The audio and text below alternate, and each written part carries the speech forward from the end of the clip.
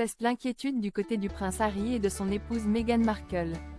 Le couple Sussex a récemment eu besoin de faire appel à un avocat, et ce pour une raison bien particulière. Laver son linge sale en public est rarement une bonne idée. Et pourtant, pour faire entendre sa vérité, le prince Harry n'a pas hésité une seule seconde à raconter tous les détails de sa vie au sein de la famille royale britannique. Des révélations faites dans des interviews, une mini-série sur Netflix. Et surtout dans un livre de plus de 500 pages.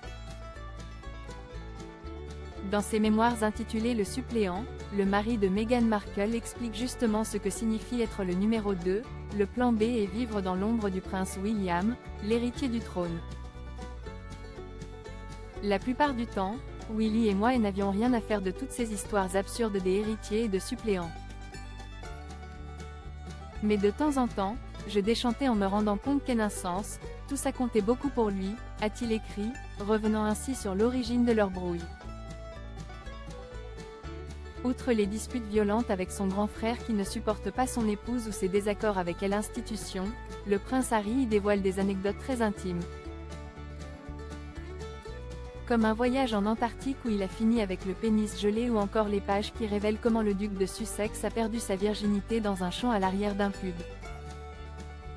Un passage qui n'a pas du tout plu à son ex-partenaire, effaré de voir sa vie privée déballée dans un livre à succès. Et il y a une autre histoire qu'il aurait dû éviter de coucher sur le papier, celle où il raconte qu'il a consommé des champignons hallucinogènes lors d'une soirée chez Courteney Cox. Je me souviens qu'après un certain temps, je me suis levée et jaillerée dans la maison pour utiliser les toilettes.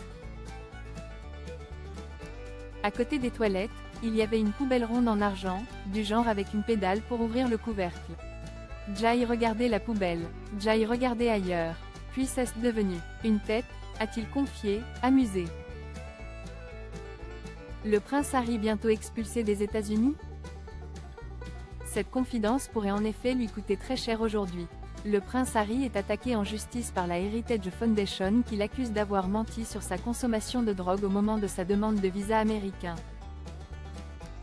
Ce groupe de réflexion conservateur veut avoir accès aux informations fournies par le duc de Sussex sur ce point précis, puisque les candidats sont tenus de renseigner tous leurs antécédents concernant la drogue, rappelle le Mirror. Heritage Foundation remet donc en doute l'honnêteté du fils du roi Charles III au moment de sa candidature et le soupçonne d'avoir bénéficié d'un traitement de faveur en raison de son statut. Son formulaire est actuellement examiné par un juge. Très inquiets, Harry et Meghan Markle ont fait appel à une aide juridique. Le couple a consulté un avocat car ils craignent sérieusement que si Donald Trump remporte les prochaines élections, le visa des Harry puisse être révoqué. Trump a insisté sur le fait que s'il s'avère que Harry a menti sur sa demande de visa au sujet de sa consommation de drogue, il pourrait lui être demandé de quitter le pays, explique l'expert royal Tom Quinn dans les colonnes du Mirror. Être un prince aux États-Unis ne lui apporte aucun avantage ni passe-droit. On dit qu'un petit mensonge vaut parfois mieux qu'une grande vérité. Mais pas cette fois-ci.